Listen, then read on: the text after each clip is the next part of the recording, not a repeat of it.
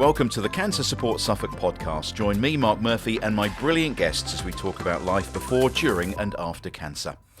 Hello, I'm Mark Murphy, the CEO of Cancer Support Suffolk, and welcome to our latest podcast, supported by the Suffolk Community Foundation and the Suffolk and North East Essex Integrated Care Board. This time, we're talking about prostate cancer. With me is Henry Andrews, who runs Whisper, the West Suffolk Prostate Cancer Support Group. Henry, thank you very much for joining us on this podcast. Really good to see you. We've spoken a lot on the phone. You've been to some of our events. Tell us about the support group, first of all. Well, we started up a couple of years ago now. The previous group had sort of come to a halt during COVID, I think. And I moved to the area around that time as well. And I thought it was too far to go to Ipswich or Cambridge for the good people of West Suffolk. So I decided to set up a support group in Bury in West Suffolk. The reason for that was that I'd really benefited from having a support group when I was first diagnosed. I was desperate to speak to other people who'd been through it and to try and understand the reality of what might be ahead of me. So that was the reason that I started up the group. And I approached the Macmillan Information Centre at West Suffolk Hospital. I have to say they were very pleased that I showed up because they knew that there was a big hole named Prostate Cancer Peer Support Group locally. And they were very supportive. They had existing offers of free space from Green King. So I used one of those, and they knew the patients locally, of course, because they have the care navigators that they employ. So we got some interested patients together, had a meeting to see what would be useful in October 23, and we started in January 24. Fantastic. How many people do you have coming along? Well, we've got loads on the books, probably over 100 now on the books. Yeah.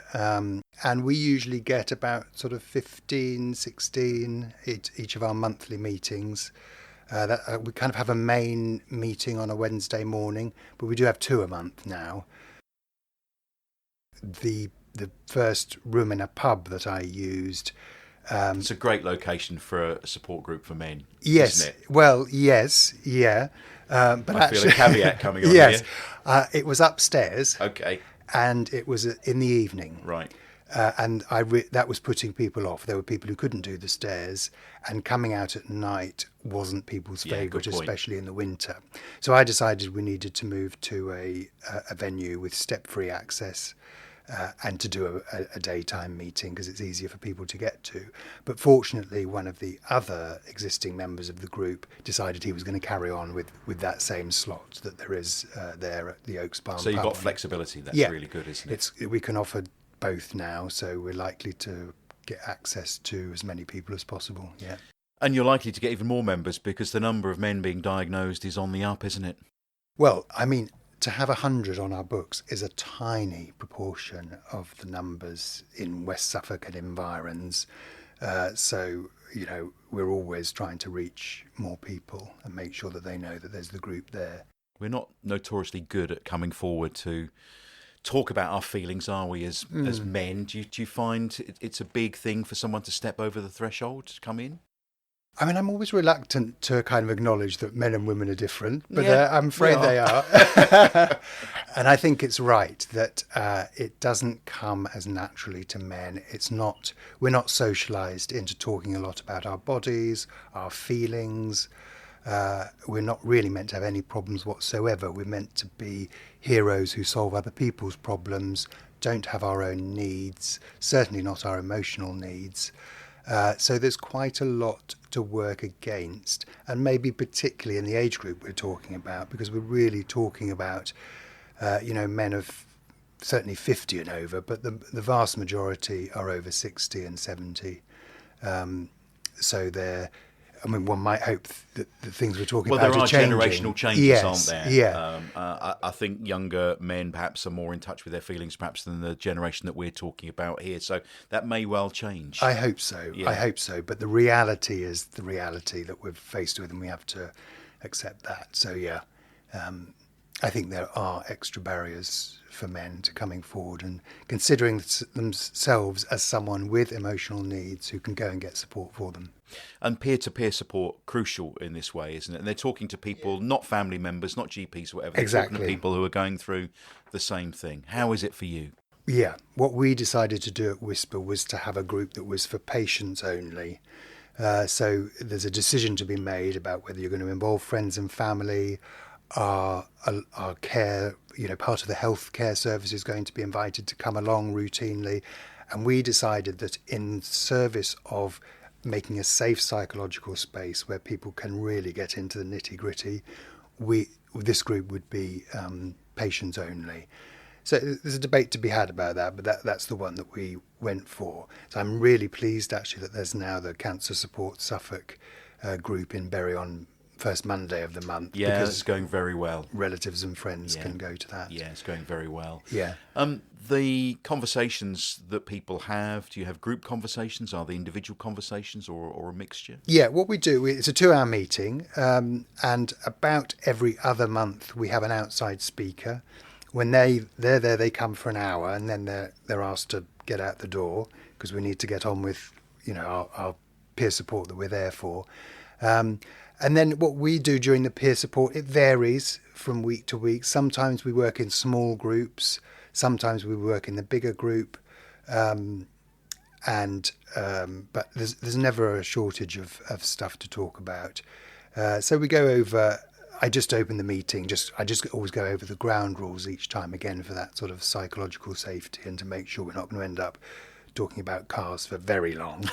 And then we do whatever we're going to do. Typically, there'll be 2 or 3 new guys each month. So we usually ask them to go first, just to make sure that they've got the time to tell us what's happened to them. Then we hear any updates from the other people there. Before you know it, the 2 hours is gone. It really flies people by. People are actually hanging out, and it's difficult to remind them Get that them we've out only the door. hired the room for 2 hours. Yeah. Why is it called Whisper? Yeah, I got to that from the initials of the group, West Suffolk Prostate Cancer Support Group. Just using the first 3, you sort of get towards something like Whisper. And that word resonated for me because we're talking about something serious. We're talking about cancer. We're talking about your sex bits down below. We're asking men to talk. So we do need this safety, and we do need to treat it with respect. And the Whisper has some connotation of that, I think. So I quite liked that name. Yeah, nice name. Yeah. It's something that affects many men, isn't it? Prostate cancer, as you say. Yeah. Many men will get it and die with it, not from it. True. Unfortunately, some men do die from it. Yeah. It's frustrating when it gets to the stage where I know people who have had symptoms. They start peeing blood, etc. It's really frustrating that it's not picked up earlier. Does that frustrate you as well, that for some men it's not until they actually physically have some symptoms?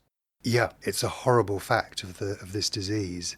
It tends to affect the outside of the prostate. So unlike the other common prostate problem, which is benign prostatic enlargement, which quickly squeezes the urethra, which is the pipe going from the bladder with your wee, that starts causing symptoms quite quickly.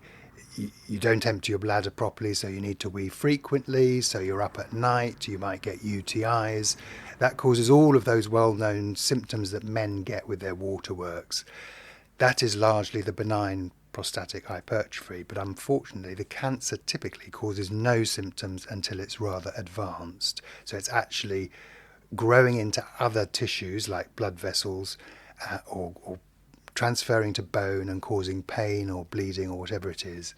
And that's a facet of late advanced prostate cancer, meaning prostate cancer that's spread out of your prostate and is now sitting in other bits of your body. Yes. Which can effectively be treated. We must say that as well. There are treatments around, and yes, yeah. But the earlier the detection, the better, isn't it? Yes, completely. If you can catch it early and treat it fully, then it's gone, and the outcomes are so much better. A lot of debate at the moment about whether there should be a national screening for prostate. A heated subject indeed. It is. Every time I bring it up with health officials, you see them kind of sitting back in their chair going, oh no, we're not going to have that debate, are we? We believe there should be. We've worked with chaps who do Yes. PSA testing. Yeah. We know that there are false negatives and false positives, but we know it picks it up. We know people that have been picked up, and it's saved lives. What are your thoughts on it? Well, I'm pretty on the fence about it, being both a patient and a medic. So I really can see both sides. I'm a Gemini, so I can always see both sides. But the medical profession has had its fingers burnt because it's treated people in ways that's turned out to be so-called unnecessary.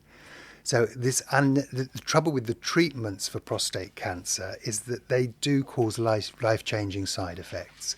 Because of where the prostate sits, right under the bladder, if you get rid of your prostate, either with surgery or killing it with radiotherapy, it can cause a lot of nasty side effects like incontinence and erectile dysfunction. And the medical profession has had its fingers burned by treating people unnecessarily. That is to say, so they treated people for low level of aggression type cancer that would not have killed the person. So they've given them these side effects kind of unnecessarily. And the medical profession was shocked when it realised it was doing that. So that's part of the context. As you mentioned, another part is that the PSA test, it's great once you've got the cancer for following it up. It was developed to test for that. It's not a very good test for diagnosing because a lot of things put it up. The benign prostatic hypertrophy puts it up. Prostatitis, which is quite a common condition, which is just going for a cycle inflammation. ride before a test, isn't it? Yeah, things going like that. for a cycle ride. Anything that squeezes your prostate will Yeah. squeeze out your PSA. Having an orgasm puts Yeah. up your PSA. So it's not a good test. There's lots of research looking for a better test. It would be brilliant if we had a better test, but it is not a good test. I certainly personally would support screening of people at raised risk. So in the general population, it's 1 in 8 men that get prostate cancer. In black people, it's 1 in 4. So they're at increased risk.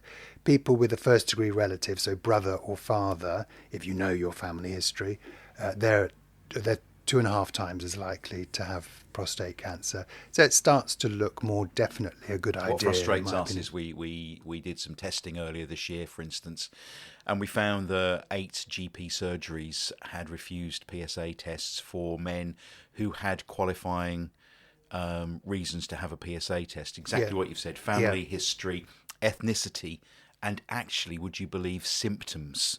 And they were refused a PSA test. So there's a lot of work that needs to be done, and I think conversations like this are so very, very important. And we should talk about it more, shouldn't we? Yeah, we should. I mean, those are astonishing stories that one hears. You know, the rule at the moment is that if you're 50 or over or 45 with those risk factors, you can go to your GP and ask for a PSA. Now, that's not a very specific rule, is it? Because it doesn't say that the GP has to say yes. And unfortunately, sometimes they say no because of this sort of strong idea in the medical profession that PSA is useless, to exaggerate it. But what's really useful for any person is an annual PSA test. Then you can see your PSA results. Yeah. And if your own one changes, that's much more meaningful than if you just have a random high one. Yeah. So what about you? Did you have symptoms? No, not at all. What happened was that after my 50th birthday, my husband, who is very interested in blood tests and results and analysing things, suggested that I have a health screen, and we sent off some bloods, and that's how we found out that I had a raised PSA. So went to the GP and went down the 2-week referral and ended up having surgery a little bit later. And unfortunately, it was already at the margins of what they took out from the surgical specimen. So it wasn't unexpected that I ended up needing some radiotherapy about a year later. So that was 2017. That got rid of it for 5 years or so, but then I shan't use a swear word, reappeared. The PSA came back, and they start doing various scans to see where it is, where the prostate tissue is. And after quite some time, it was only rising very slowly. And again, absolutely no symptoms. But in 2004, they found a node in my chest. So they gave that some radiotherapy, but that didn't really bring the PSA down as much as expected. So they did another whole series of scans. So now I have advanced cancer. I have another node in my chest. I've got a node in my pelvis, and I've actually got some regrowth where the prostate was originally as well.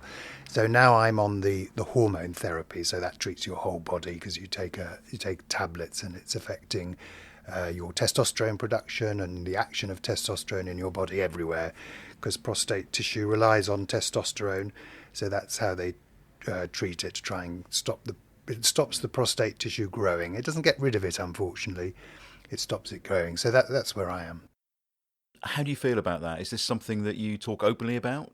Yeah, I mean, I feel absolutely terrible about it. The main emotion I've had about it is anger. Yeah. I don't know why this has happened to me. So common that, isn't it? Yeah. I mean, I was trying hard, working hard, doing my best. Doing everything that you could, yeah. Yeah, being a blameless individual. And this blinking thing comes along. You can swear if you want. Yeah. I mean, I think that, we're brought up in a Christian... I don't see myself as having a religion, but we're brought up in a Christian society. And I think that sense of getting things wrong with you health-wise as a punishment actually runs quite deep. I think it does in a lot of communities, and it's one of the reasons people don't come forward. There's a shame. There's still a shame. And to a cancer diagnosis particularly, there's a shame. And then, of course, if it's in your sex bits, there's even more shame attached. And these are the barriers to coming forward and talking about it. So, yeah, it feels absolutely awful, and I feel very sad about it. On the other hand, of course, I've already lived with it for 10 years. There are worse cancers you can have. My dad died of pancreatic cancer, and he had a prognosis of 3 months, and 3 months later he died. So there are worse things, and one of Chris Hoy's points in his book about his diagnosis and reaction to all of his treatment is kind of worse things happen at sea kind of thing. If you do the helicopter thing and take yourself way up into the sky and look down on Earth, there are all these massive things going on. And someone having cancer and dying of cancer isn't the biggest thing ever. We are all going to die. So there are swings and roundabouts, yeah. But there are plenty of things that we can do to look after ourselves, aren't there? To, cut down on the drinking, all of the boring bits, cut down on drinking, get plenty of sleep, get exercise. We all know those. We do. But they can help and make a difference. But sometimes genetics are involved, and irrespective of how healthy you are, something could happen. Yeah, I mean, with prostate cancer in particular, there's not a lot about what you can do to prevent it in terms of sort of lifestyle. But in terms of tolerating the treatment, tolerating having cancer, it's going to be good for you to be as healthy as possible. The healthier you are, the better you can deal with the treatment. So those are just the standard things. Not having too much refined sugar is the biggest evil as far as I'm concerned. But sort of healthy diet, a bit of exercise, all things in moderation. Yeah. And we should all live the best life that we can. Yeah, I mean, certainly one advantage of having the diagnosis is that it does make you stop and check, are you doing what you wanted to do? Brings things into sharp focus, doesn't it? Yeah. Do you want to? I mean, I'm not someone who needs to suddenly go to Vietnam, but some people decide that is what they need to do in the time they've got left. But that's one of the advantages, and I think there is an advantage to the awareness of your mortality as well. Obviously, generally, it's not very welcome, but in fact, it's quite useful to be to have the kind of maturity from knowing that you are going to die and not being too frightened by that. Maybe doing some planning around that, having a think about what you want to have organised before you go, and how you want things to be done. Yeah. Well, that's something for all of us, really, I think, isn't it? Absolutely for all of us. Yeah. And so tell us once more about the group, if people want to come along. Yes. So Google Whisper or Google West Suffolk Prostate Cancer Support Group, and you'll find information about us. Like I say, we have 2 meetings that each happen once per month.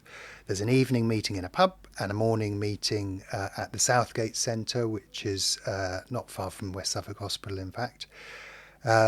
And everybody's very welcome. One of the things we're really keen to do is to make sure that whoever shows up feels welcome. So we're particularly interested in making sure that minority communities wouldn't feel that this wasn't for them, because that's the common experience for minorities, is that they assume or they go along and feel like a resource isn't really for them because it's not very welcoming. There's nothing about them in the meeting. So we're very keen on that, really take that seriously. That's one of the reasons for the ground rules and the respect for others and the no isms, as I always call it. So we won't have racism, sexism, homophobia and any of that in the group.